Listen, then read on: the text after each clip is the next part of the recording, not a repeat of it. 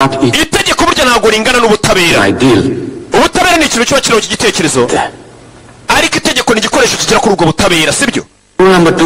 Itegeko rya kabiri, mubanza mu ntege amatwi mureke kwandika, ariko mwaza gutungura kumenya ko uburyo abavoka benshi bagiye batsindwa bari muri ibyo bandika, kuko bagiye bandika mu gihe umutangabuhamya ari gutanga ubuhamya.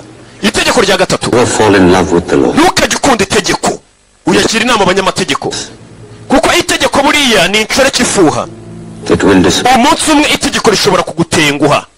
Umve, I'm sorry sir, but being a lawyer, how can you... none se nyakuba nkawe nk'umwavoka ni gute watubwira amagambo nk'ayo? Wumvishe umugabo ibintu ari kubwira abavoka bandi ariko abagira inama. Ni umuhanga, ni inararibonye, ari kubabwira ati ntukigere ukunda itegeko, kuko itegeko ni inshoreke ifuha, cyangwa se ni wa mugore wo ku ruhande ufuha.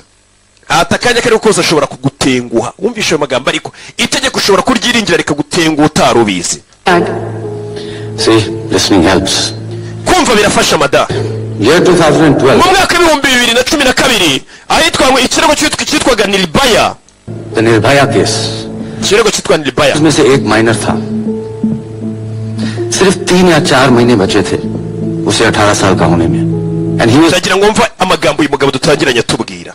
Ati icyo kirego bitaga Nirbhaya, ati cyari kirimo abantu bagera muri 5. Ndagira ngo mva amagambo ngiye gufata pause yuko ariko tutangira filime. Nicyo kintu ubundi ngiyewe nzwiho, kubanza gusobanura filime ukayumva neza kurusha ikindi cyari cyo cyose.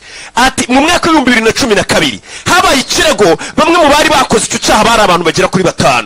Umwe muri abo 5 bari bakoze icyaha yari umwana utaruzuza imyaka 18, ariko abura amezi 2 ngo yuzuze imyaka 18. Wumvishe icyo kintu? Ariko ibaze gukora icyaha ufite imyaka 17 ariko ubura amezi 2 ngo uzuze imyaka 18, mbega handi bagufata nk'umuntu mukuru ku buryo bagufunga nawe. victim ko diye ibikomere bari bateye wakomerekejwe byaje gutuma apfa. This was still being heard. He turned 18.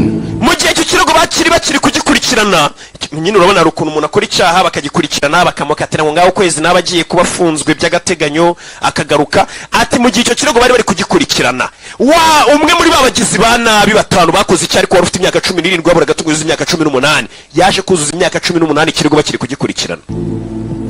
The entire country wanted him to be tried as an adult and hanged.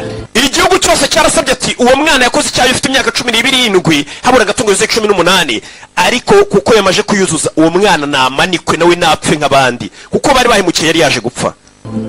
But the law demanded कि उसे as a minor juvenile court में trial. Ariko itegeko ryo ryaravuze ati uwo mwana yakoze icyaha ataruzuza imyaka 18. Ibaze gukora icyaha habura amezi 2 ngo uzuze imyaka y'ubukure hamwe wafungwa, ariko bakavuga ati kuko amezi 2 yaburaga bura yari akiri umwana no mu mutwe. Wumvishe itegeko ikintu rikora? Ati uwo mwana, itegeko ryaje gusaba ko uwo mwana ajyanwa mu rukiko rw'abana. Hari urukiko bura rujyanwamo abana bakagukatira ku buryo utajya gufungirwa mu bantu bakuru, kandi uri umwana ufite imyaka 17 bakujyana gufungirwa mu bamineri bandi. 3 साल की सजा काट के वो छूट गया. All the rest were sentenced to hang. Amaze imyaka 3 niyo bamukatiye uwo mwana, ariko bagenzi be bakoranye icyaha bo barabamanitse baricwa. Umvishe itegeko ikintu rikora? Igihugu cyose kivuga ati uwo mwana w'imyaka 17 yaburaga gato n'ubundi yuzuza imyaka 18 amezi 2 gusa, ubundi se azaba yize iki mu mezi 2 cyatuma yuzuza imyaka 18 ntakore nk'ibyo yakuze afite 17? Cyababwira rero, the question is, was the law... itegeko ryarakoreshejwe cyangwa ryarakurikijwe icyo gihe ryaho agaciro cyane? Justice done. Ubutabera bwarakozwe pe.